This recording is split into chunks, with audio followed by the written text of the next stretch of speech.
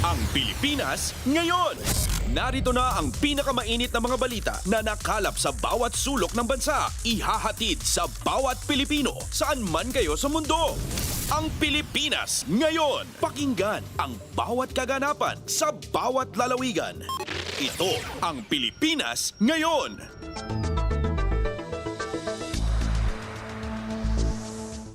Magandang araw po sa ating mga tagapakinig. Welcome po ulit sa ating programang Ang Pilipinas Ngayon. Ito po ang inyong lingkod, Steph Vicente. Samahan niyo po ako sa kabuuan ng ating palatuntunan. Tulad ng dati, mapakikinggan po ang ulat ng ating mga kapatid na himpilan sa probinsya, ang ating mga segmentong balitang negosyo at kalakalan, balitang sports at balitang artista, maging ang ilan sa mga pangunahing balita mula naman dito sa ating bansa. Yan po sa kabuuan ng ating palatuntunan, Ang Pilipinas Ngayon. Mga kaganapan sa Kamaynilaan at mga kalapit na lalawigan dito sa Ang Pilipinas Ngayon. Sa mahalagang balita, sektor ng edukasyon nangunguna sa mga prioridad ni Pangulong Ferdinand R. Marcos Jr. para sa nalalabing taon ng kanyang administrasyon. Ang detalye ng balita ihahatid sa atin ni Alvin Baltazar. Nangako si Pangulong Ferdinand R. Marcos Jr. na first priority niya ang education sector para sa natitirang taon ng kanyang termino. Ginawa ng Pangulo ang pahayag sa gitna ng pagtiyak nitong ipagpapatuloy ang pagbibigay ng suporta sa pangangailangan ng mga estudyante. Sinabi ng punong ekutibo na nakita niya ang paghihirap hindi lamang ng mga mag-aaral kundi pati na ng mga guro at mga magulang. Nag-aaral at nagangarap niya ang mga estudyante ng magandang kinabukasan sa mga pasilidad na hindi maayos ang pagkakagawa, masisikip na espasyo at kung minsan ay wala pa pasilidad. Kaya garantiya ni Pangulong Marcos, una sa prioridad ng kanyang administrasyon ang nasa larangan ng edukasyon hanggang sa matapos ang kanyang termino sa 2028. Pakinggan natin si Pangulong Ferdinand R. Marcos Jr. And that is why I have pledged that for the remainder of this administration, we will prioritize, first priority will be education. Mula sa Palasyo ng Malacanang para sa Bagong Pilipinas, Alvin Baltazar, Radyo Pilipinas, Radyo Publiko. Pasada ng mga balita mula sa Pilipinas para sa mga Pilipino saan man sa mundo. Ang Pilipinas Ngayon. Samantala, positibo si Pangulong Ferdinand R. Marcos Jr. na hindi mauuwi sa ghost o substandard projects ang mga silid-aralan na ipatatayo ng mga local government unit o LGU. Sangayon sa kasunduan ng Department of Education at LGUs, ang mga lokal na pamahalaan na ang magpapatupad ng konstruksyon, rehabilitasyon at pagpapabuti sa mga classroom sa kanilang nasasakupan. Ang DepEd naman ang tutukoy sa mga priority school, maglalabas ng standard classroom designs at technical specifications. Ayon kay Pangulong Marcos, hindi uubra ang palpak na proyekto ng LGUs dahil mahigpit na nakabantay ang mga mamamayan sa trabaho ng mga ito. Ang sabi ko nga sa kanila, sa lahat, sabi ko, paano yan? Baka magka-problema ulit sa ghost project at saka sa substandard. Sabi ko, hindi uubra yan pagka sa LGU. Hindi uubra yan. Dahil ang tao mismo ang kaharap ninyo. Pagka hindi magandang gawin ninyong trabaho, sisitahin kayo. Araw-araw, gabi-gabi kayo kakatukin sa bahay ninyo. Sasabihin, ayusin ninyo yung problema. Pangulong Ferdinand R. Marcos Jr. Kumpleto, detalyadong balitaan, di papahuli sa mahahalagang kaganapan. Kamustahin ang inang bayan, ang Pilipinas Ngayon. Sa iba pang mga balita, improvement sa standing ng Pilipinas sa Corruption Perception Index, inasahan na ng Malacanang. Ang kabuang ulat ihahatid naman sa atin ni Raquel Bayan.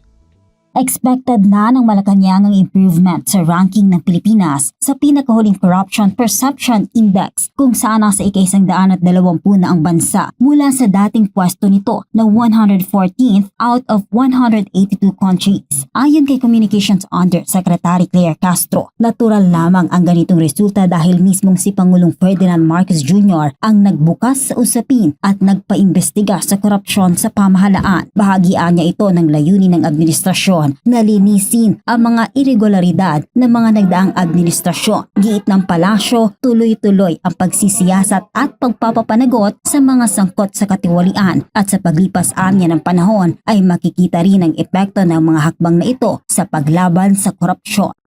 Expected po yan dahil binuksan po ng Pangulo ang issue tungkol sa korupsyon. So, kung binuksan ng Pangulo ang korupsyon, magkakaroon ng pag-iimbestiga at ito po ang ninais ng Pangulo, maimbestigahan. So, nagkaroon ng imbestiga na open ang mga natatago noon. Kaya nililinis po ng Pangulo ang nangyari noong nakaraan. Lahat ng dumi noong nakaraan, nililinis ngayon. So, expected po talaga na mabubunyag ang korupsyon na naganap noong nakaraan. Mula sa Malacanang para sa Bagong Pilipinas, Rakalbay ng Radyo Pilipinas, Radyo Publiko. Pasada ng mga balita mula sa Pilipinas para sa mga Pilipino saan man sa mundo. Ang Pilipinas ngayon. Samantala, bumuwelta naman ang Malacanang sa pahayag ni Vice President Sara Duterte na hinaharas umano ng administrasyon ang mga senador at kaalyado na sumusuporta sa pangalawang Pangulo. Ayon kay Communications Undersecretary at Palace Press Officer Attorney Claire Castro, kasinungalingan lang ang alegasyon ng Vice Presidente laban sa administrasyon. Kung matatandaan aniya ay dati nang ginawa ng kampo ng Vice Presidente ang pagpapakalat ng maling impormasyon. Tandaan po natin, hindi natin malaman kung saan ba nanggagaling ang kanilang mga talent sa pag-i-spread ng mga fake news. Nauna na pong nagpakalat ng fake news ang Vice Presidente patungkol sa di umanong pagkaing baboy lamang ang 20 pesos na bigas na ipapamigay or rather ibibigay at ibibenta sa mas murang halaga ng Pangulo through Kadiwa Centers. Communications Undersecretary at Palace Press Officer Attorney Claire Castro. Kumpleto, detalyadong balitaan, di papahuli sa mahahalagang kaganapan. Kamustahin ang inang bayan, ang Pilipinas ngayon. Sa iba pang mga balita, pamahalaan mananatiling diplomatic sa harap ng ibang estilo ng bagong Chinese ambassador sa mga isyung bumabangon sa pagitan ng Pilipinas at China. Balikan natin si Alvin Baltazar para sa detalye. Walang gagawing pagbabago ang bansa sa approach nito sa harap ng iba't ibang usaping bumabangon sa pagitan ng Pilipinas at ng China. Itong pahayag ni Palace Press Officer Undersecretary Claire Castro sa gitna ng tila palaban namang estilo ng bagong Chinese envoy para kaharapin ang issue ng kanilang bansa at ng ating bayan. Ayon kay Castro, hindi masasabing ang pagiging palaban ay magiging magandang solusyon sa anumang hindi pagkakaunawaan. Kung palaban man ang kabilang kampo, sabi ni Castro, ay mayroon namang pamamaraan ang ating pamahalaan para tugunan ang anumang isyong pinagdidiskusyonan. Ang sa atin ayon kay Castro ay dadaanin na lang sa legal at diplomasya na maaaring makapag-ayos ng anumang issue. Pakinggan natin si Palace Press Officer Undersecretary Claire Castro. So kung sila man ay palaban, meron naman po tayong paraan na legal, diplomatic, na pwedeng makapag-ayos ng anumang issue. Mula sa Palasyo ng Malacanang para sa Bagong Pilipinas, Alvin Baltasar, Radyo Pilipinas, Radyo Publiko. Kumpleto, detalyadong balitaan, di papahuli sa mahahalagang kaganapan. Kamustahin ang inang bayan, ang Pilipinas ngayon. Samantala, nanawagan ang Department of Foreign Affairs o DFA sa China na maging malinaw sa kanilang mga inilalabas na pahayag na maaaring makaapekto sa bilateral relations ng dalawang bansa. Tugon ito ni DFA spokesperson on Maritime Affairs, Assistant Secretary Rogelio Villanueva, kasunod ng mga palitan ng pahayag ng China at ng mga opisyal ng Pilipinas kaugnay sa usapin ng West Philippine Sea. Ayon kay Villanueva, bagaman pinahahalagahan ng kagawaran ang tapat at masiglang debate sa pagitan ng mga foreign counterpart nito, hinimok nila na sana'y gawin ito sa isang kalmado at profesional na pamamaraan na may paggalang sa isa't isa at respeto sa lahat ng diplomatikong pakikipag-ugnayan. The DFA values candid and vigorous debate with its foreign counterparts on important issues consistent with the Philippines' democratic tradition. While indeed the embassies have the duty to respond, the DFA urges that such responses be made in a calm and professional manner, conscious of the mutual respect that must prevail in all diplomatic interactions. The DFA spokesperson on Maritime Affairs Assistant Secretary Rogelio Villanueva. Pasada ng mga balita mula sa Pilipinas para sa mga Pilipino saan man sa mundo. Ang Pilipinas ngayon. Sa iba pang mga balita, binigyang diin ni Senate Committee on Foreign Relations Chairperson Senador Erwin Tulfo na ang Department of Foreign Affairs o DFA na ang dapat umaksyon at magdesisyon kaugnay ng mga bagong pahayag ng Chinese Embassy tungkol sa mga opisyal at institusyon ng Pilipinas. Ayon kay Senador Tulfo, maaaring ipatawag ni Foreign Affairs Secretary Maria Teresa Lazaro ang mga opisyal ng Chinese Embassy para pagsabihan. Ani Tulfo, may karapatan si Philippine Coast Guard o PCG spokesperson for the West Philippine Sea, Commodore J. Tariela, lalo na sa pagdepensa sa karapatan ng ating bansa sa West Philippine Sea. Hindi na rin muna aniya ito tatalakayin ng kanyang pinamumunuang Senate Committee on Foreign Relations dahil may Code of Conduct sa South China Sea na ginagawa ngayon. Ang pakiusap lamang ni Tulfo, masiguro dapat na huwag masaktan ang mga mines ng Pilipino at huwag nang bombahin ng tubig ang ating Philippine Coast Guard. Let's leave that to the Department of Foreign Affairs. Siguro patawag niya yung ambassador. Dapat sabihin ni Secretary Lazaro, tone down. Kayo muna mag-tone down kasi bisita namin kayo. Hindi po ng trabaho ng Senado yun, hindi rin trabaho ng Coast Guard. Pero si Commodore Tariela, he's just exercising yung kanyang right because it is embedded in our Constitution, the freedom of speech, freedom of expression. Senate Committee on Foreign Relations Chairperson Senador Erwin Tulfo. Kumpleto, detalyadong balitaan, di papahuli sa mahahalagang kaganapan. Kamustahin ang inang bayan, ang Pilipinas ngayon.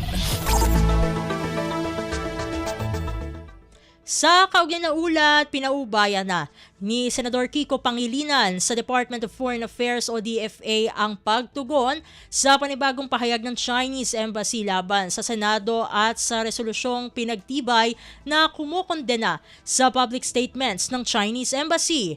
Ayon kay Pangilinan na siyang pangunahing may akda ng naturang resolusyon, nasa DFA na ngayon ang bola. Nanindigan din ang senador na tama lamang ang resolusyong pinagtibay ng Senado dahil malinaw aniyang wala talaga silang respeto sa mga institusyon ng Pilipinas. We urge them, tulad nung nasabi natin sa resolution, ay to act in defense of our institution. Yan ang panawagan natin sa DFA. They should act right away. Maliwanag, kaya nang nabanggit ko, tama lang yung ating resolusyon dahil maliwanag na wala talaga silang respeto sa atin. Kiko Pangilinan. Pasada ng mga balita mula sa Pilipinas para sa mga Pilipino saan man sa mundo. Ang Pilipinas ngayon.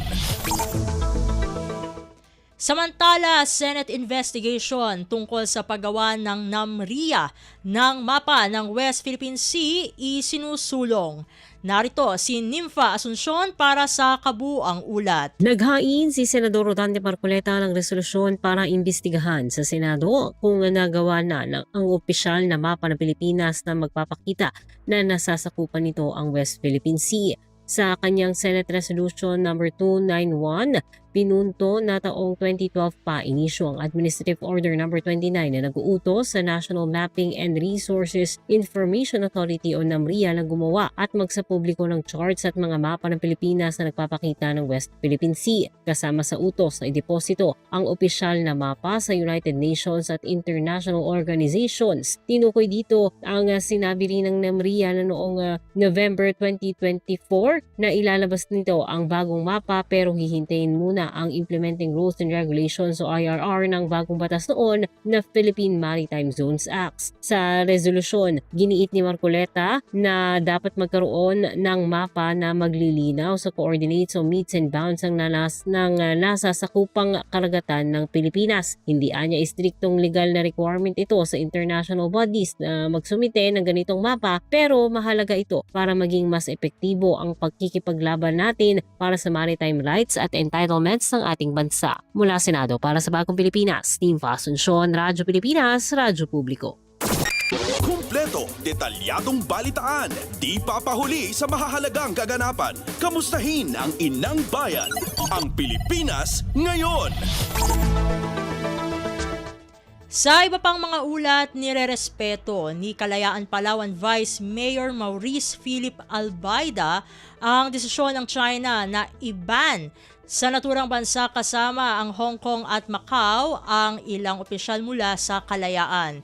Kasunod ito ng deklarasyong persona non grata ng lokal na pamahalaan ng Kalayaan kay Chinese Ambassador to the Philippines Jing Chuan dahil sa umano'y paglabag sa diplomatic protocol at pakikialam sa Philippine Internal Affairs. Isa lamang si Albaida sa 16 na opisyal ng Kalayaan na pinagbawalang pumasok sa China, kabilang ang Hong Kong at Macau. Bagamat nirerespeto ito ng Kalayaan officials, inaasahan nilang ibabalik din ng China ang pagrespeto nito sa karapatan ng Pilipinas. Tila bumuwelta sa China ang ginawa nitong pagban sa 16 na opisyal ng Kalayaan Municipality sa Palawan na makapasok sa kanilang mainland at iba pang teritoryo gaya ng Hong Kong at Macau. Sa social media post ni Army Training and Doctrine Command Chief Major General Michael Lohico, mismong ang China ang nagpaalala sa mundo na ang bayan ng Kalayaan sa Palawan ay mayroong mga halal na opisyal at in your territory. And in as much that we respect your decision, please respect as well the decision and observe the international norms and rule of law, giving respect to our rights in our seas, in our territory. Si Kalayaan Palawan Vice Mayor Maurice Philip Albaida. Pasada ng mga balita mula sa Pilipinas para sa mga Pilipino saan man sa mundo. Ang Pilipinas ngayon. Samantala, kanina napakinggan nyo na yung unang bahagi ng ulat na ito, pero pagban sa 16 na opisyal ng Kalayaan Municipality sa China nagpalakas sa epektibong pagsakop at pamamahala nito sa Kalayaan Group of Islands ayon sa isang general ng ating sandatahang lakas. Ang detalye ng balita ihahatid sa atin ni J. Mark Dagala. Tila bumuwelta sa China ang ginawa nitong pagban sa 16 na opisyal ng Kalayaan Municipality sa Palawan na makapasok sa kanilang mainland at iba pang teritoryo gaya ng Hong Kong at Macau. Sa social media post ni Army Training and Doctrine Command Chief Major General Michael Lohico, mismong ang China ang nagpaalala sa mundo na ang bayan ng Kalayaan sa Palawan ay mayroong mga halal na opisyal at umaakto bilang isang bayan ng Pilipinas. Una rito, sinabi ng mismong alkalde ng munisipalidad ng Kalayaan na si Mayor Baltasar Alindoga na baliwala sa kanya ang pagban sa kanila ng China dahil hindi naman siya mahilig bumiyahe. Kahapon sinabi ni Kalayaan Town Vice Mayor MP Albaida sa panayam ng mark in mark out sa balita na hindi rin kawalan para sa kanya ang naging hakbang na ito ng China laban sa kanila na matagal na rin naman nilang inaasahan. Bago kunitang nag-ugat ang naturang hakbang ng China matapos magpasa ng resolusyon ng Sangguniang Bayan ng Kalayaan na gawing persona non grata ang ambahador ng Beijing sa Pilipinas na si Jing Quan. Initial reaction ko, Eddie, wag. I mean, wala pong mawawala sa akin kung ipagbawal na po ako doon.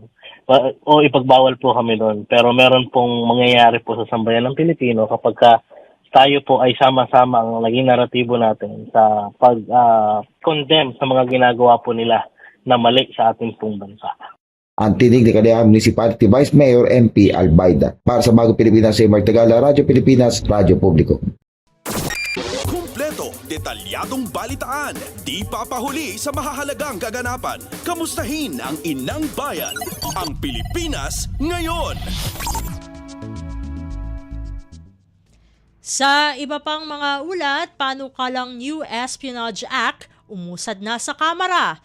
Ang kabang ulat ihahatid man sa atin ni Kathleen Forbes. Nakausad na sa Kamara ang panukalang New Espionage Act matapos aprubahan ng House Committee on Revision of Laws ang report ng subcommittee kasama ang House Committee on National Defense and Security. 10 panukalang pinag-isa upang imodernisa ang umiiral at itinuturing na lipas ng batas laban sa paniniktik o yung espionage. Ayon kay Representative Emigdio Tanwatco III, chair ng komite, tinutugunan ng panukala ang mas lumalalim at mas komplikadong banta sa pambansang seguridad. Bungaan niya ito na masusing deliberasyon at koordinasyon ng mga komite upang mapalakas ang legal na framework nang hindi nalalabag ang mga constitutional rights at demokratikong kalayaan. Kabilang sa mahalagang probisyon ng panukala ang pagpapalawak ng definisyon at saktaw ng espionage, mas pinaigting na proteksyon sa classified information at critical infrastructure, cyber at technological threat, extraterritorial application ng batas at pagpapatom ng mas mabigat na parusa. Kabilang na dito yung habang buhay na pagkakakulong na walang parol o good conduct time allowance, bukod pa sa multa na 10 hanggang 20 milyong piso. Para sa Bagong Pilipinas, Kathleen Forbes, Radyo Pilipinas, Radyo Publiko.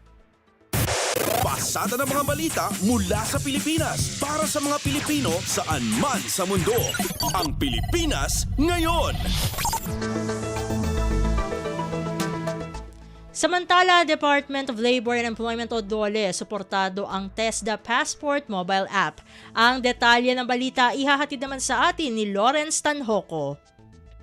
Buong suportang ipinahayag ng Department of Labor and Employment o DOLE sa TESDA Skills Passport mobile app ng Technical Education and Skills Development Authority na layong pag-ugnayin ang skills training, certification at trabaho. Inilunsad ang aplikasyon nitong February 5, 2026 sa makabagong San Juan National Government Center na mismong dinaluhan ni Pangulong Ferdinand R. Marcos Jr. Ang TESDA Skills Passport ay magsisilbing digital portfolio ng mga manggagawa kung saan naka-impact ang TESDA National Certificates, training records at iba pang credentials kasama ang QR code-enabled digital resume para sa mga employers. May mga tampok din ang app para sa job matching, access sa TESDA online program, scholarship updates at locator ng TESDA at TVET centers. Maaari namang i-download ang TESDA Skills Passport sa Android at iOS. Mula pa rin dito sa lungsod ng Maynila para sa Bagong Pilipinas, Lawrence Tanhoco ng Radyo Pilipinas, Radyo Publiko.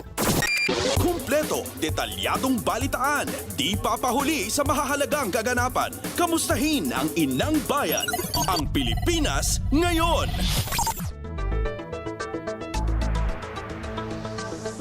Sa iba pang mga ulat, mga Pinoy na very happy sa love life na natili sa record low na 46%, yan ay ayon sa survey ng SWS. Ang kabang ulat ihahatid naman sa atin ni Mary Ann Bastasa. Masaya ba ang love life mo? Para sa 46% ng mga Pinoy na tinanong ng social weather stations, very happy ang kanilang love life. Ayon sa SWS, kapareho lang ito ng porsyento noong nakaraang taon at nanatiling pinakamababa sa loob ng 20 taon mula noong 2004. Samantala tumas naman sa 40% ang nagsabing maaari pa silang maging mas masaya, habang bumaba sa 14% ang nagsabing wala silang love life mula sa 18% noong nakaraang taon. Batay sa survey, pinakamataas ang antas ng kasiyahan sa love life sa mga may asawa na sinundan ng may live-in partner. Kumpara naman noong 2024, bahagyang tumaas ng 3 puntos ang kasiyahan ng mga may asawang babae. Isinagawa ang survey sa pamagitan ng face-to-face interviews sa 1,200 adult respondents sa bansa. Mula sa SWS para sa Bagong Pilipinas, Mary Ann Bastasa, Radyo Pilipinas, Radyo Publiko. Pasada ng mga balita mula sa Pilipinas para sa mga Pilipino saan man sa mundo. Ang Pilipinas ngayon. Samantala, itinatag noong 2020 ang Filipino-American Cancer Care o FACC, isang organisasyong naglalayong tulungan ang mga may sakit na cancer. Pinangunahan ito ni Josie Moralidad Ziman, presidente at founder ng FACC. Sa programang Global na Tayo ng Radyo Pilipinas World Service, ikinuwento ni Ziman na nagkaroon siya ng lakas ng loob na bumuo ng organisasyong tumutulong sa mga may cancer dahil sa kanyang sariling karanasan bilang cancer survivor. Noong taong 2018, na-diagnose si Ziman na mayroong breast cancer at sumailalim sa 3 major surgeries at ilan pang cancer treatments. Ani Ziman, bagamat Filipino-American Cancer Care ang pangalan ng kanilang organisasyon, hindi lamang mga Pilipino o Amerikano ang kanilang hinahatiran ng tulong. At meron kaming pasyente from Afghanistan, bata, 6 years old. And then meron din kami sa Ukraine. Yes, skin cancer. Now, kahit sabihin mo pa na ang pangalan nito is Filipino-American Cancer Care, it doesn't mean na ang tinutulungan namin mga Filipino lang, mga Amerikano lang. Kasi ang cancer walang pinipili. It doesn't discriminate. At kung maapektuhan ka ng cancer, parang ano lang yan parang nagbago yung mundo mo, bigla na lang siyang sasabog. So, in our case, lahat yan, welcome to apply and welcome to be a part of FACC. Nobody in this organization is being paid. Wala rin kaming membership fee. Lahat kami dito, volunteers. The FACC President at Founder, Josie Moralidad Zeman. Kumpleto, detalyadong balitaan, di papahuli sa mahahalagang kaganapan. Kamustahin ang inang bayan, ang Pilipinas ngayon. Sa kaugnay na ulat, isang Filipino organization sa Estados Unidos ang naghatid ng tulong pinansyal sa pamilya ng batang lalaking may sakit na cancer dito sa Pilipinas.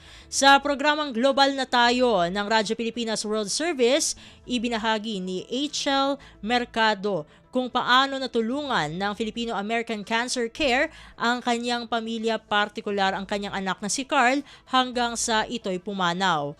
Laking pasasalamat ni HL sa FACC at naapruba ang kanyang hiling na pinansyal na tulong para sa pagpapagamot ng kanyang anak noong buhay pa ito. Ani HL, kinakailangan lamang dumaan sa proseso upang maberipika ang impormasyon. Ito'y upang matiyak na mapupunta sa wasto ang pondo ng FACC. Bali, yung pong akin pong eldest son po. Yes po, hanggang sa nakagurol po ang aking anak. Hindi po kami iniwan ng FACC. Sa dami po, almost 1,000 na nangihingi po ng tulong sa Filipino-American Cancer Care. Siyempre po, kailangan po namin sumunod po sa proseso nila. Na kailangan po na mayroon po sila mga hinihingi na mga detalye na para po kumbaga po ma-approve po kami doon po sa Filipino-American Cancer Care, pa-financial assistant po. So, ayun po. So, hindi po ganun kadali yung proseso. Siyempre, sa dami nga po, libo-libo po yung nangihingi ng tulong sa Philippine-American Cancer Care. Pero siyempre po, yung pong funds nila, sabi nga po ni Ma'am Josie, so kailangan pa magkaroon ng, for example, is Zumba for a cause. Tapos kung mga iba't iba pa pong for a cause na ginagawa po ng Filipino-American Cancer Care para lang po masuportahan po yung mga katulad po namin na nangihingi po ng tulong sa kanila para sa financial assistance po. Kasi syempre po hindi naman po lingid sa kaalaman ng lahat na ang cancer po ay talagang mauubos po talaga ang lahat ng ipon. Kung meron pong ipon, kahit po gaano kayaman ng tao. Basta po cancer yung naging sakit po sa pamilya po. HL Mercado, benepisyaryo ng tulong pinansyal mula sa Filipino-American Cancer Care. Kumpleto, detalyadong balitaan, di papahuli sa mahahalagang kaganapan. Kamustahin ang inang bayan, ang Pilipinas ngayon. Samantala, pagpupugay para sa pambansang alagad ng sining na si Kidlat Tahimik masisilayan sa unang eksibisyon ngayong taon. Ang detalye ng balita ihahatid naman sa atin ni Jolimar Acuyong. Kasabay sa pagdiriwang ng buwan ng sining, binuksan na rin ngayong taon ang unang serye ng exhibition para sa mga pambansang alagad ng sining sa Metropolitan Theater Gallery. Itinatampok sa unang serye ng exhibition ng pambansang alagad ng sining ng pelikula at broadcast na si Kidlat Tahimik na may pamagat na Portraits of a National Artist as Culture Warrior. Itinatampok dito ang mga instalasyon ng sining na indigenous ng mixed media na ginawa ng iba't ibang manlilikha sa buong bansa. Maaaring mabisita ang exhibition Portraits of a National Artist as Culture Warrior mula February 11 hanggang 28 sa Metropolitan Theater Gallery. Bukas ito sa publiko araw-araw mula 9 o'clock AM hanggang 7 o'clock PM. Mula sa Radyo Magazine para sa Bagong Pilipinas, ito si Jolie Maracuyong, Radyo Pilipinas, Radyo Publiko. Kumpleto, detalyadong balitaan, di papahuli sa mahahalagang kaganapan. Kamustahin ang inang bayan, ang Pilipinas ngayon. At iyan ang mga maiinit na kaganapan para sa araw na ito. Samantala, ating antabayanan ang mga umulat mula sa ating mga kapatid na himpilan sa probinsya para sa bugso ng ating regional news sa pagbabalik ng Ang Pilipinas Ngayon makalipas lamang po ang ilang mga paalala. This is a public service announcement. Discipline is the key. Umiwas sa aksidente sa daan. Ang pagmamaneho ay may kaakibat na responsibilidad, hindi basta mapaandar lang ang sasakyan. Kilatisin ang sarili, ang kahandaan sa manibela, siguruhing inyong konsentrasyon ay hindi magagambala. Importante rin na ating laging isipin, init ng ulo ay huwag pairalin, bagkus kaligtasan ng lahat ang siyang dapat unahin. Isang mahalagang paalala mula sa Presidential Broadcast Service at Radyo Pilipinas, Radyo Publiko, 738. This is a public service announcement. Public service announcement from PBS, Presidential Broadcast Service at Radyo Pilipinas, Radyo Publiko, 738. Sa isang bagong Pilipinas, hindi dapat makamba ang pamilyang Pilipino sa mga bayarin sa ospital. Kaya naman sa Zero Billing Policy, libre ang inyong paggamot sa lahat ng mga Department of Health hospitals. Mapa-inpatient, outpatient, o emergency services. Isama na rin ang mga mamahaling gamot, lab tests, therapy, at marami pang iba. Libre ang inyong paggamot. Ang pangangalaga sa kalusugan ng mamamayan ay ang ating pangunahing tungkulin dahil ang serbisyong medikal ay karapatan at hindi dagdag pasanin.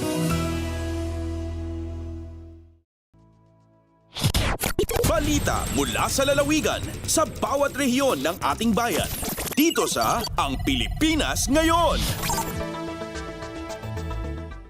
Nagbabalik na po ang ating programang Ang Pilipinas Ngayon at narito na po ang bugso ng ating mga regional news. Dumako muna tayo sa Luzon. City DRRM sa lungsod ng Lawag, tiniyak ang kaligtasan ng mga dadalo sa mga aktibidad ng Pamulinawen Festival. Ang kabangulat ihahatid sa atin ni Jude Pitpitan mula sa Lawag. Impatalgad di City Disaster Risk Reduction and Management Office diti Syudad ti Lawag ti kinatalgad. Dagiti mapan agturong kan makipartisipar kadagiti aktibidad ti Pamulinawen Festival. Segon kini CDRRM Officer Dr. Melvin Manuel ati grupo da kastama dagiti paramedics iti Department of Public Safety, Bureau of Fire Protection, Philippine National Police ken City Health Office kat aktibo agbambantay ken agresponde no ada digiti emergency situation kadagiti aktibidad ken iti karnibal. Kuna ni Manuel ati narespondyan da iti kalabas kat iti panagulaw ken dagiti adante hypertension. Ano sa dinno nabarang amin ti panawan uray no naladladaw apasat ti malam dagiti parada. Balaksid iti dayta adama dagiti sumagmamano ana donor ana panda inagasan ngam dagiti kat isolated laeng apagteng ken awan mat iti risgo ti biag. Manag ti dayta in baga ni Manuel a regular pay ti panangyuswat dati inspection kadagiti rides ti pagkarnibalan ken agpapan ita maibagana a 100% safe dagitoy a pagluganan. Manipod iti syudad ti Lawag, Jude Pitpitan para iti Radyo Pilipinas World Service. Balita mula sa lalawigan sa bawat rehiyon ng ating bayan. Dito sa Ang Pilipinas Ngayon. Inyong napakinggan ang ulat ni Jude Pitpitan mula sa Lawag. Puntahan naman natin ang Agoo. Mga solo parents sa isang bayan sa lalawigan ng La Union nakatanggap ng tulong pinansyal mula sa lokal na pamahalaan. Narito si Glenda Sarak para sa balita. Nangibunong ti lokal a gobyerno ti Bawang La Union iti kasyo subsidikan financial assistance kariti solo parents iti munisipyo. Sigon iti lokal a gobyerno ti Bawang, 72 benepisyaryo ti nakaawat iti financial at tulong para iti medical, burial, taroon ken edukasyon ken duwagasot a solo parents ti nakaawat iti financial at tulong iti sidong ti solo parent subsidy. Iti panangidaulo ni Bawang Mayor Maria Clarissa Tia Lee, agtultuloy ti panangitandudo ti LGU ti Bawang iti pagsayaatan dagiti solo parents ken amin a residente ti munisipyo. Balegi ti panakaipaay dagiti tulong a pinansyal baban iti panangasikaso ti Municipal Social Welfare and Development Office nga idadauluan ni Miss Arlie Alonzo. Tarigagay ti lokal a gobyerno ti Bawang nga agtultuloy nga ipangruna ti pagsayaatan dagiti umili tapno maidanon ti serbisyo kadagiti kangrunaan nga agkasapulan. Manipod Agoo La Union, Glenda Bakungan Sarak para iti Radyo Pilipinas World Service. Balita mula sa lalawigan sa bawat rehiyon ng ating bayan. Dito sa Ang Pilipinas Ngayon. Inyong napakinggan ang ulat ni Glenda Sarak mula sa Agoo. Dakoy naman natin ang rehiyon ng Kabisayaan, mahigit 6,000 senior citizens ng lungsod tatanggap ng 6,000 pisong monetary allowance mula sa lokal na pamunuan. Ang detalye ng balita ihahatid sa atin ni Sok Aberia mula sa Borongan. Maabutin sa 6,600 ihapin senior citizens sa siyudad ng Borongan ang makarawatin kantidad sa 6,000 pesos ng ayuda pinansyal ti kangan lokal nga pamunuan na nagpapadayon na gindudumara nga payout ta pagbinulagay City Treasurer's Office, City Social Welfare and Development Office ug Barangay Senior Citizens Association sa gintikangan na naglabay nga simana gimbubuhat mismo ang mga barangay at syudad. Ini nga kantidad in monthly monetary allowance sa nasabi nga senior citizens para ang ikaduha nga semestre hantuig 2025 ginalutagan ang lokal nga pamunuan in subra 35.7 milyones de pesos nga pundo.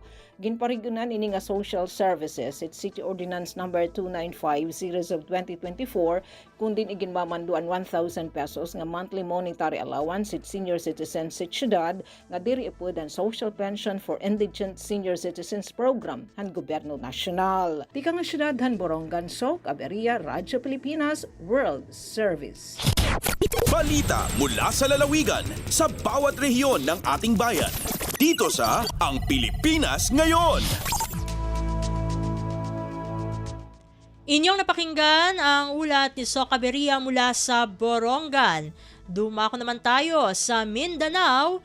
Primary Clinical Laboratory ng Barangay Lumbia City Hospital bukas na para sa publiko. Ang detalye ng balita ihahatid sa atin ni Ryan Carbon mula sa Cagayan de Oro. Mapahimuslan na sa publiko ang Primary Clinical Laboratory sa Cagayan de Oro City Hospital sa Barangay Lumbia. Human kini formal nga giabrihan.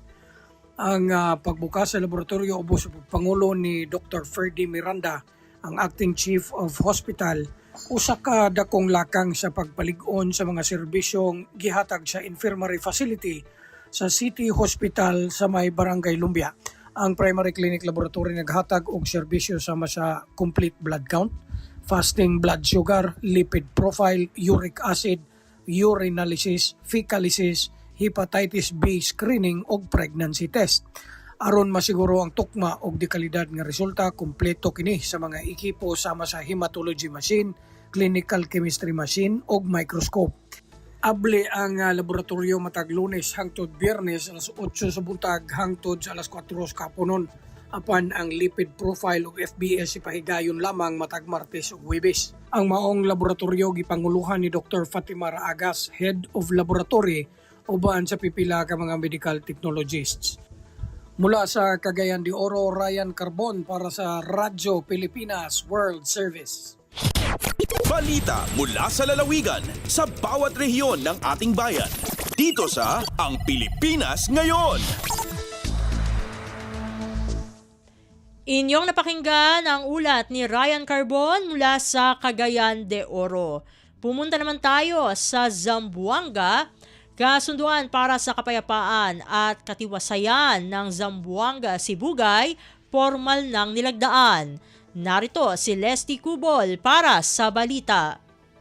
Nakigtimbayayong ang Zamboanga Sibugay Police Provincial Office sa kampanya sa kagamahanan pinagi sa paglagda sa Memorandum of Agreement alang sa kalinaw kausay sa lalawigan. Ang aktibidad gipangaluhan ni Secretary Carlito Galvez Jr. sa Office of the Presidential Advisor on Peace, Reconciliation and Unity. Miduyog usab sila si Police Brigadier General Edwin Quilates, Regional Director sa Police Regional Office 9, Police Colonel Bernard Dani de Sugo, Provincial Director sa Zamboanga Sibugay PNP, Sibugay Governor Dulcian Kihofer o Vice Governor Richard Oligario. Ang ceremonial signing gipahigayon sa Provincial Capitol Atrium sa Ipil Heights, Ipil, Zamboanga, Sibugay. Atol sa MOA signing, gipahigayon usab ang pag-turnover sa daghang mga armas ilawom sa Small Arms and Light Weapons Management Program.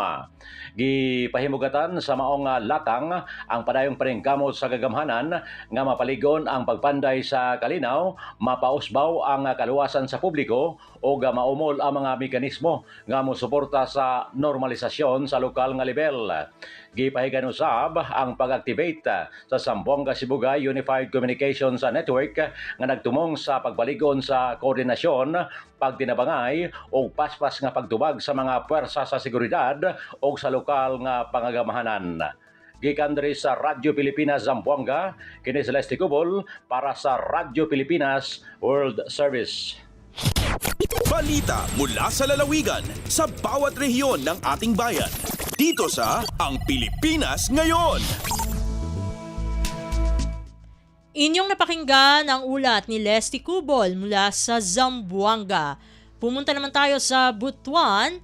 Lokal na pamahalaan ng Butuan at ibang ahensya nagkaisa para sa komprehensibong roadmap ng karapatang pantao. Narito ang balitang hatid naman sa atin ni Jezreel Sudario. Gipaghusgan sa syudad sa Butuan ang mga paningkamot sa pagpanalipod o pagpalambo sa tawhanong katungod human sa usa ka estratehikong multi-sector. Gipaghusgan sa syudad sa Butuan ang mga paningkamot sa pagpanalipod o pagpalambo sa tawhanong katungod human sa usa ka estratehikong multi-sectoral consultation. Gitambungan sa mga representante gikan sa City Government of Butuan, Liga ng mga punong barangay, Department of the Interior and Local Government, Butuan City Police Office ug Commission on Human Rights Caraga ang maong panagtigom tumong niining kalihukan sa paglatid sa operational roadmap alang sa Human Rights Action Centers sa syudad. Sentro sa diskusyon ang paghimo og komprehensibong roadmap alang sa local human rights integration sugod sa pag-assess sa kahimtangan sa Barangay Human Rights Action Centers sa tanang 86 ka barangay sa syudad sa Butuan. Gikan sa RP Butuan, kini si Jezreel Sudario para sa Radyo Pilipinas World Service. Balita mula sa lalawigan sa bawat rehiyon ng ating bayan. Dito sa Ang Pilipinas Ngayon. Inyong napakinggan ang ulat ni Jezreel Sudario mula sa Butuan. Dadako naman tayo sa Iligan. Oplan kontra baha sa Iligan agad ipatutupad ayon kay Public Works and Highways Secretary Vince Dizon. Ang detalye ng balita ihahatid naman sa atin ni Sheriff Timhar Habib Majid. Ipatuman dayon sa Department of Public Works and Highways o DPWH ang oplan kontra baha sa Iligan City subay sa mando ni Presidente Ferdinand R. Marcos Jr. aron malikayan ang grabeng pagbaha. Sumala ni Secretary Vince Dizon human iyang giinspeksyon ang Tubod Bridge ug ang bahin sa Iligan River nga miawas sa pagkuso-kuso sa bagyong Basyang. Gipasabot sa Secretary nga unahon ang halapad nga desilting ug dredging sa Iligan River sugod sa baba niini paingon sa dagat aron mapadali ang daloy sa tubig ug mapalapad ang kapasidad sa suba. Sumala niya buhaton sab ang clearing ug declogging sa mga baradong agianan sa tubig isip paspas nga lakang karong 2026 samtang ginapreparar ang mas halapad nga drainage master plan sa Dakbayan nga target sugdan sa 2027. Matud pa ni Dizon, ang pagsabay sa high tide ug kusog nga tubig gikan sa suba maoy hinungdan sa grabeng pagbaha. Busagi kinahanglan nga palawman ug limpyuhan kini.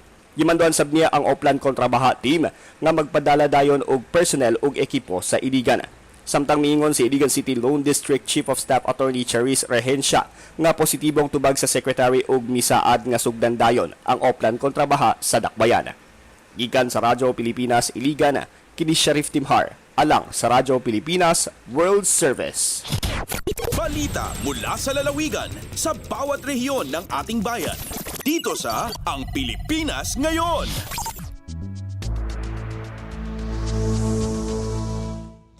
At inyong napakinggan ang ulat ni Sheriff Timhar Habib Majid mula sa Iligan. Dito na nagtatapos ang bugso ng ating mga regional news. Dadako na tayo sa ating mga segmento. Sa pagbabalik ng Ang Pilipinas Ngayon, aming pong ihahatid sa inyo ang ating segmentong Balitang Negosyo at Kalakalan sa pamagitan ng ating kasamang si Bea Gaza de Guzman, makalipas lamang po ang ilang mga paalala. Paano nga ba mag-register para magkaroon ng schedule sa Bagong Pilipinas Presidential Action Center? Narito ang mga dapat gawin. Gamit ang iyong mobile device, pumunta sa eGovPH app. Pwede itong i-download mula sa Apple App Store o sa Google Play Store. Gumawa ng account. Ilagay ang email address, valid mobile number, pagkatapos ay makakatanggap ka ng one-time code sa iyong email. Gamitin ang code sa eGov app para sa verification ng iyong account at ng mga impormasyong ibinigay. Congratulations! Meron ka ng eGovPH app account. Pwede mo na ma-access ang iba't ibang serbisyo ng gobyerno kabilang ang mga serbisyo sa Bagong Pilipinas Presidential Action Center.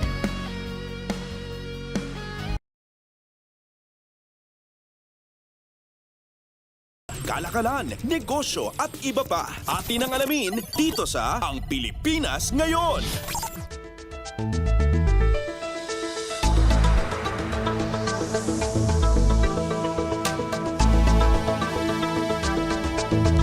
Nagbabalik ang programang Ang Pilipinas Ngayon. Narito na po ang ating balitang negosyo at kalakalan. Gumaganda ang kumpiyansa sa ekonomiya ng Pilipinas ayon kay Bangko Sentral ng Pilipinas BSP, Governor Eli Remolona Jr., kasabay ng paglago o growth rebound sa ikalawang half ng taon. Paliwanag ni Remolona, umakyat ang index ng Central Bank Survey sa supply chain managers na higit pa sa 50%. Ito ani ang nagpapakita na bumabalik ang kumpiyansa sa ekonomiya ng bansa. Sinabi pa nito na bumababa ang mga yields sa bonds na ini-issue ng Bureau of the Treasury o BTR na siyang nagpapakita ng mas magandang investor sentiment. Sa kabila ng pagbaba kamakailan, unti-unti namang bumabalik ang traksyon sa Philippine Stock Exchange Index o PSEI. Noong 2025, bumagal ang paglago ng ekonomiya sa ikalawang half dahil sa bumabang government infrastructure spending, kasunod ng ulat hinggil sa issue ng flood control. Batid na bumaba ang gross domestic product o GDP growth sa 4.4% noong nakaraang taon mula sa 5.7% noong 2024. Itinakda ngayon ng pamahalaan ang 5% hanggang 6% growth target para sa taong kasalukuyan.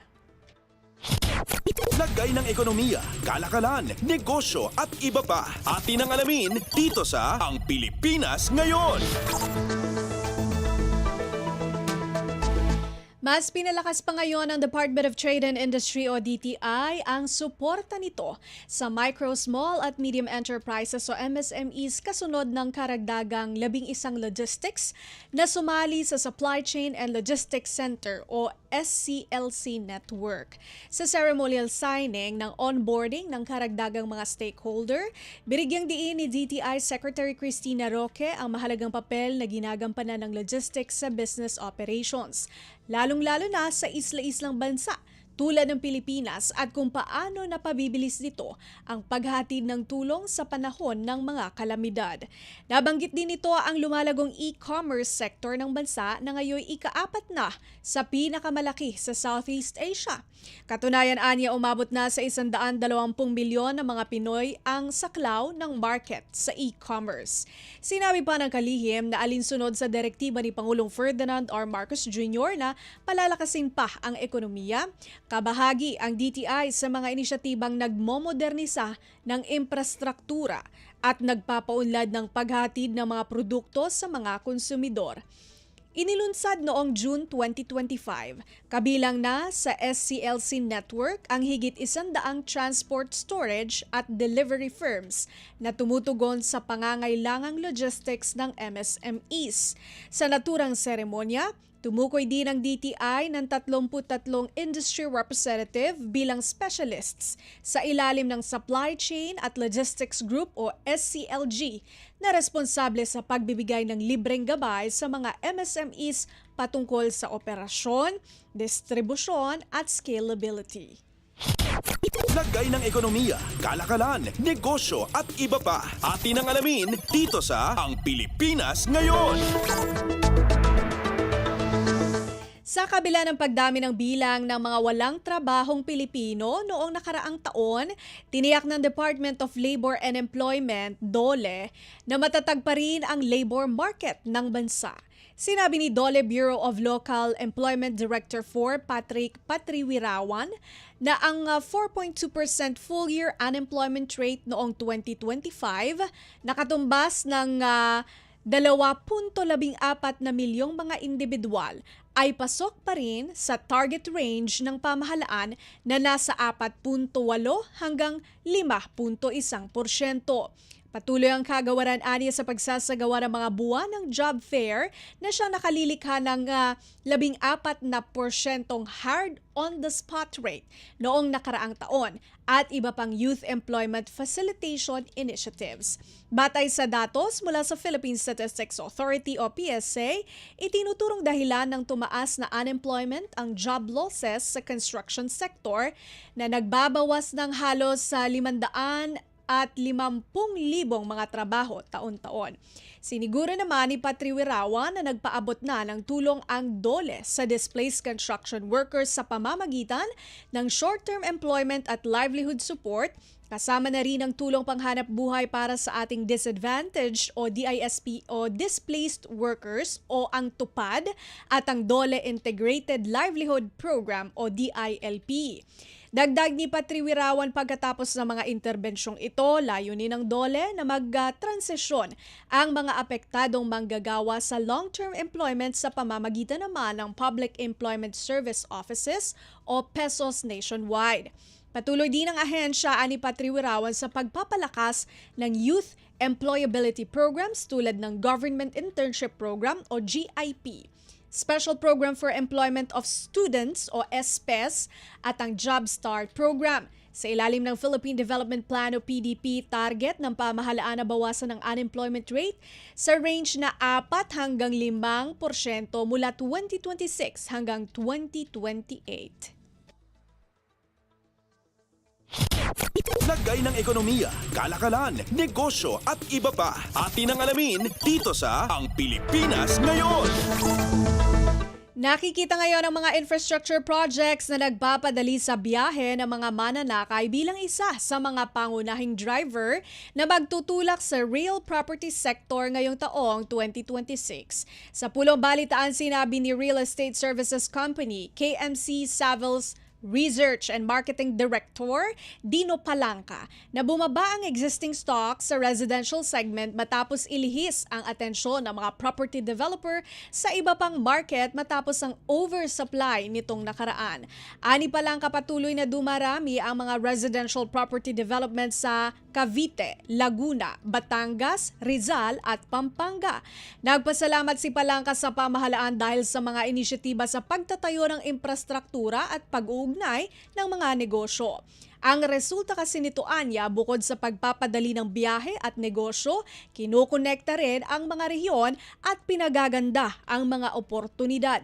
Samantala sa usapin naman ng office market, sinabi ni John Corpus, Executive Director for Tenant Representation, na healthcare, financial technology, information technology, game development at robotics segment ng Information Technology Business Process Management o IT-BPM sector ang nagtutulak sa office space demand.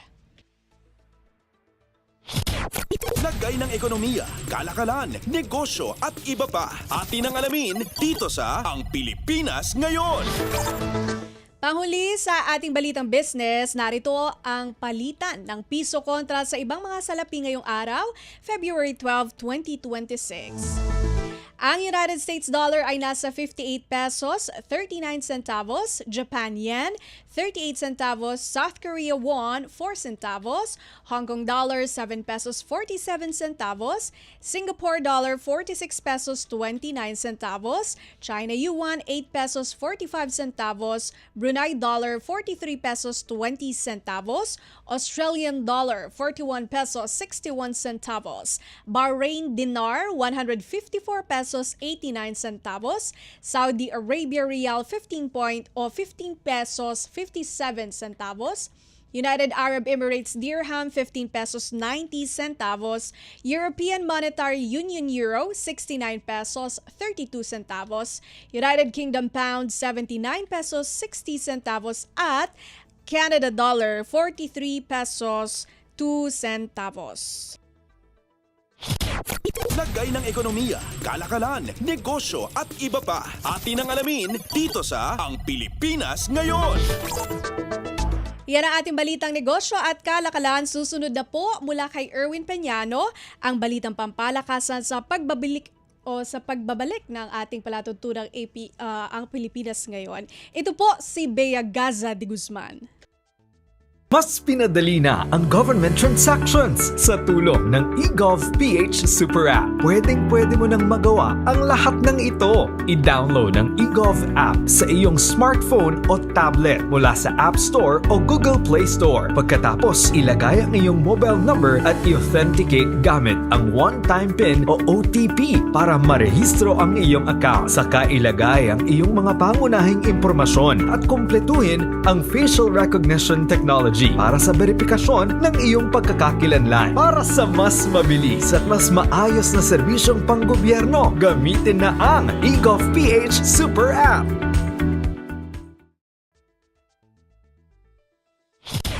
Updates at pinakahuling mga usapin sa mundo ng palakasan. Atin ang pakinggan dito sa Ang Pilipinas Ngayon.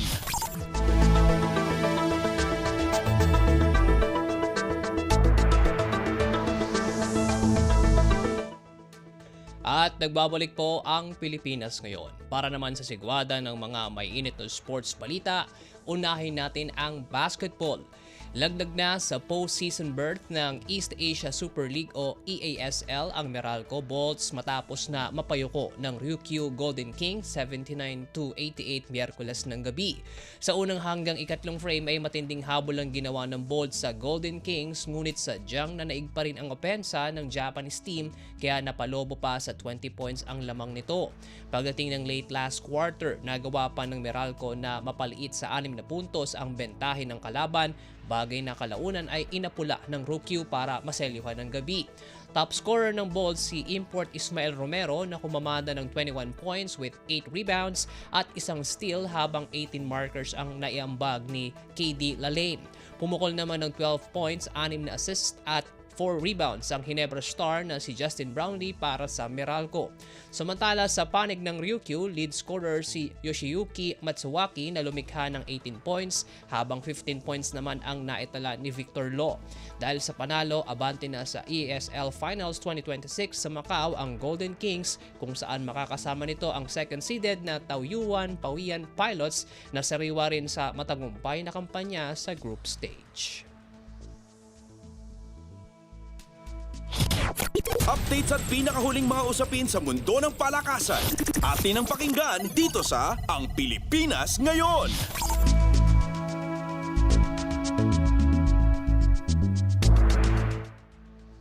Sa basketball pa rin, handa ang buong Gilas Pilipinas na sumabak sa FIBA World Cup qualifiers kasama man o hindi si Bigman Kai Soto.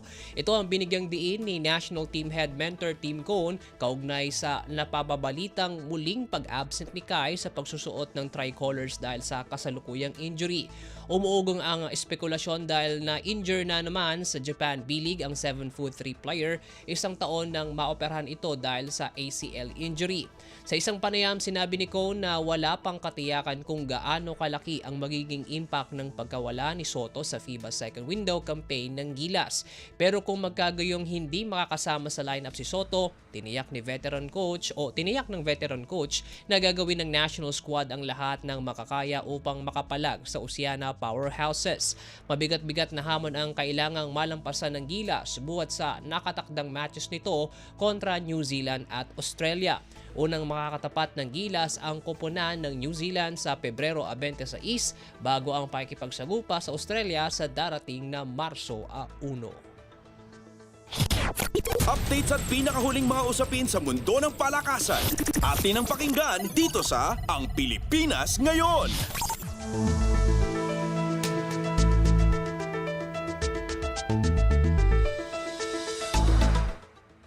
Mula basketball, lipat naman tayo sa volleyball. May bagong pakulo ang University Athletics Association of the Philippines o UAAP sa inaasahang pagbubukas ng Season 88 ng volleyball tournament ngayong weekend. Sa pulong balitaan nitong Miyerkules, ibinahagi ni UAAP Volleyball Commissioner Mike Verano ang pag-i-issue ng green card sa men's at women's tourney bilang bagong rule sa kompetisyon. Ayon kay Verano, ang pag-award ng green card ay para sa mga player na voluntaryong aamin sa isang block touch o net touch hack o hakbang na magpopromote sa katapatan at sportsmanship ng student athletes. Ang mga naipong green card ang syaring pagbabatayan sa kung sinong individual at team ang mapagkakalooban ng sportsmanship award sa pagtatapos ng torneo. Ang bagong rule ay magiging epektibo simula Sabado, Pebrero 14, ang opening game ng bagong volleyball season. Unang sasalang sa torneo ang sagupaang University of the East versus University of the Philippines na susundan naman ng bakbakang De La Salle University at Far Eastern University. Updates at pinakahuling mga usapin sa mundo ng palakasan. Atin ang pakinggan dito sa Ang Pilipinas Ngayon.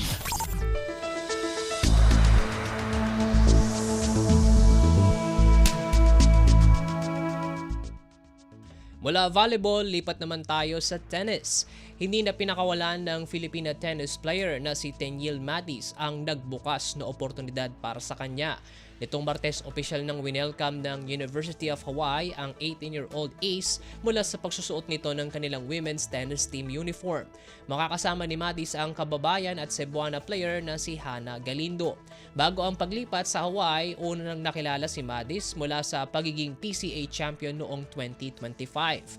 Bumango pa ang pangalan ng North Cotabato native nang mag-debut ito sa una niyang WTA level tourney, ang 125 Philippine Women's Open noong nakaraang buwan. Bigo man sa singles at doubles ng kompetisyon, nagsilbing inspirasyon ito kay Matis para pag-usayin pa ang kakayahan.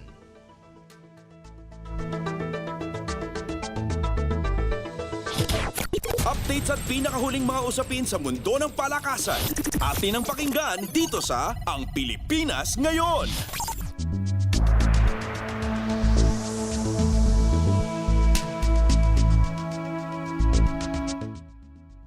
Mula tennis, kawing naman tayo sa boxing. Napetsahan na ang rematch sa pagitan ni na WBC minimum weight champion Melvin Jerusalem at 105-pound double crown holder Oscar Collazo. Sa ulat ng boxing scene na itakda sa Marso 14, ang sagupaang Jerusalem at Collazo na inaasahang itatanghal sa Honda Center sa Anaheim, California.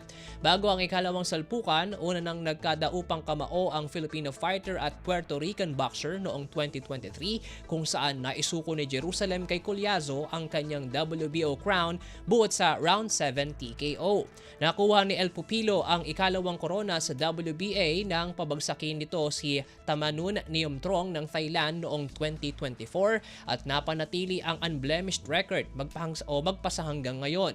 Mula naman sa talo noong 2023, bumangon si Jerusalem sa mga sumunod na matches kung saan isa na rito ang split decision victory kontra WBC title holder Yuday Shigeoka. Nagawa rin itong madepensahan ng 3 beses ang kasalukuyang titulo, kabilang ang huli nitong match laban sa South African challenger na si Siokolwa Kuse. Updates at pinakahuling mga usapin sa mundo ng palakasan. Atin ang pakinggan dito sa Ang Pilipinas Ngayon.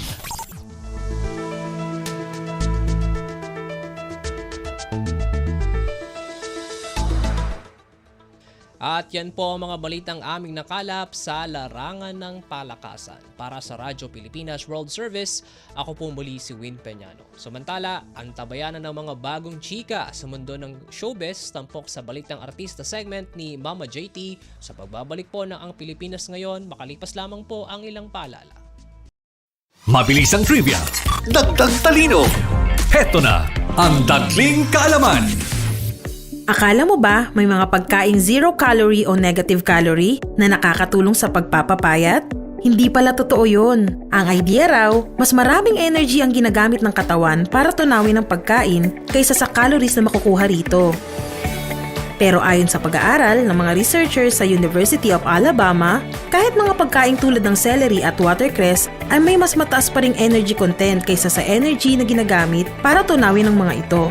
Ibig sabihin, walang magic food para pumayat. Mas epektibo pa rin ang balanced diet, pagkain ng whole foods at ehersisyo. Kaunting kaalaman na malaking dagdag talino. Abangan muli ang susunod na Dagling Kaalaman. Ang latest, ang hottest sa showbiz and entertainment. Heto na sa Ang Pilipinas Ngayon.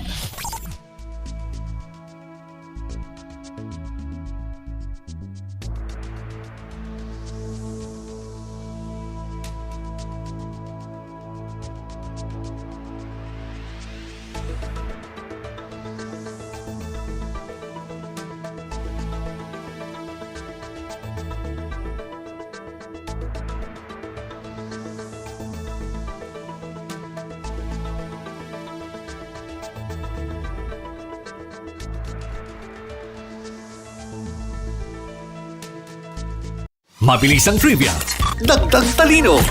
Heto na ang Dagling Kaalaman. Mahilig ka bang kumanta? Ba't di papatulan ang pagsuyong nagkulang?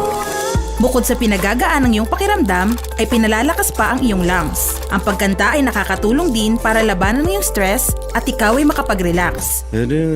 Nakakatulong din ito sa pagpapabuti ng iyong memorya at pag ikaw ay nakakaranas ng hirap sa buhay. At ang good news, ang pagkanta ay para sa lahat. Let it go! Nasa tono ka man o wala. And here I stand. Kaunting kaalaman na malaking dagdag talino. Abangan muli ang susunod na Dagling Kaalaman.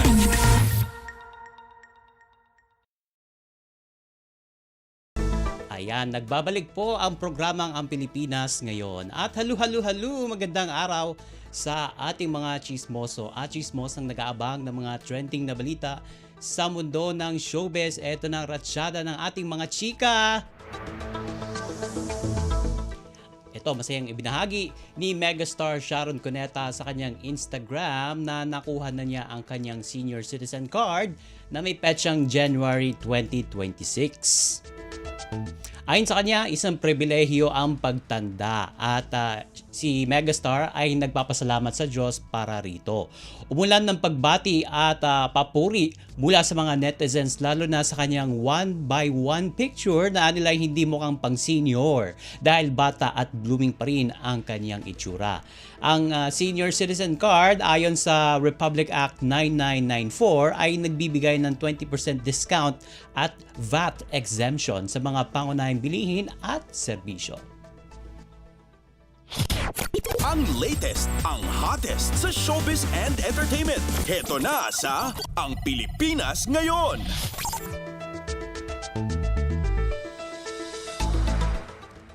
Samantala, kasama ang TV host na si Willie Revillame sa mga registered bidders sa auction ng Bureau of Customs para sa mga luxury cars na pag-aari ng kontrobersyal na mag-asawang Sarah at Girlie Diskaya. Bagamat hindi siya personal na dumalo sa bidding, kinatawan siya ni Christian James Ronquillo Lina. Sa 10 sasakang isinubasta, kabilang ang mga mamahaling brand tulad ng Lincoln, GMC, Cadillac, Maserati, Rolls-Royce, Bentley at Bugatti. 8 ang pag-aari ng mag-asawang Diskaya. Sa uli, isa lamang ang nabili sa auction na yon, ang Rolls-Royce Cullinan 2023 na napanalunan ng founder ng Igorot Stone Kingdom Incorporated sa halagang mahigit 29 million pesos. Ang malilikom na pondo mula sa auction ay gagamitin para sa mga programa ng pamahalaan.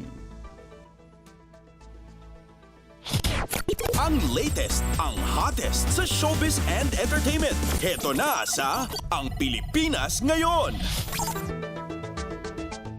Samantala, sa iba pa nating chika for today, inamin ng batang aktres na si Sofia Pablo na hindi pa sila officially magkasintahan ng ka-love team na si Allen Ansay, ngunit may mutual understanding na sila.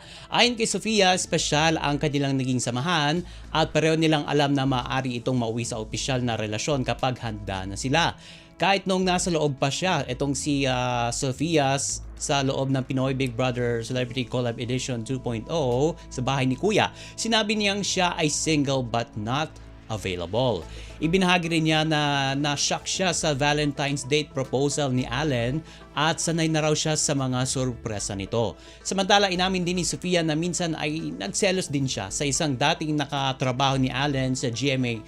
Ngunit matagal na raw yon at ayaw na niya itong pangalanan. Ang latest, ang hottest sa showbiz and entertainment. Heto na sa Ang Pilipinas Ngayon.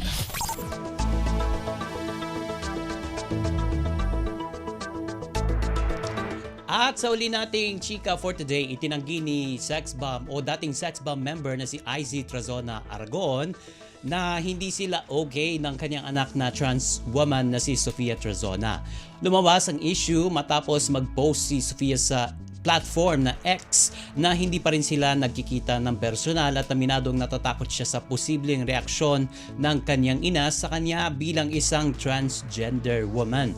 Ipinahayag din ni Sofia na nais lamang niya ng validation at acceptance at nalulungkot siya na hindi na siya nakakadalo sa mga reunion ng pamilya dahil napag-uusapan siya. Dahil dito muling nabash si IZ kaya naglabas siya ng screenshot ng huli nilang pag-uusap upang patunayang maayos ang kanilang komunikasyon. Sa mensahe, makikitang nagpalitan sila ng pagbati, suporta at I love you na nagpapakita na may pagmamahalan pa rin sa pagitan nila.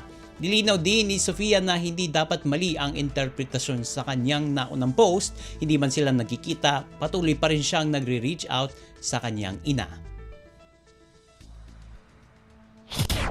Ang latest, ang hottest sa showbiz and entertainment. Heto na sa Ang Pilipinas Ngayon. And OMG, wala na po tayong sapat na oras para sa ating balitang artista. Maraming salamat mga ka-chismis sa pakikinig sa aking mga chika for today. Ako po, si Mama JT para sa Radyo Pilipinas World Service. Nagbabalik na po si Steph Vicente. Ang latest, ang hottest sa showbiz and entertainment. Heto na sa Ang Pilipinas Ngayon.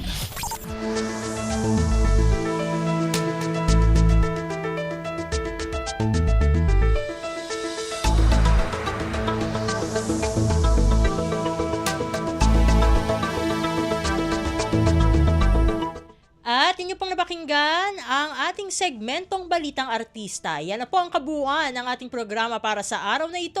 Samantala, magpapasalamat na tayo sa ating mga nakasama sa studio na sina Milo Jonella, Susan Aison, Hiro Lucero, Justin Osias at Anthony Pimentel. Pinasasalamatan din natin ang ating executive producer para sa araw na ito na si Jerome Toledo. Salamat din sa mga naghatid sa atin ng mga ulat mula sa Kamaynilaan at mga probinsya. Pinasasalamatan din natin natin ang mga naghatid sa atin ng segmentong Balitang Negosyo at Kalakalan na si Bea Gaza de Guzman, ng segmentong Balitang Sports na si Win Peñano at ng segmentong Balitang Artista na si Mama JT. At syempre, maraming salamat sa ating station manager na si Mr. Ray Sampang. Maraming salamat po hanggang sa susunod na edisyon ng ating palatuntunan. Huwag kalimutang mag-like, mag-follow at mag-subscribe na sa mga social media account, page o channel ng Radyo Pilipinas World Service upang maging laging updated sa mga mahahalagang balita. Syempre, patuloy ding sumubaybay sa pamagitan ng ating Evox PBS receiver app at sa nagbalik po nating shortwave radio. Ito pong muli ang inyong lingkod, Steph Vicente. Mabuhay po tayong mga Pilipino. At yan ang Pilipinas ngayon. Muling samahan sa parehong oras at alamin ang pinakahuling mga kaganapan at balita saan man kayo naroon. Ang Pilipinas ngayon.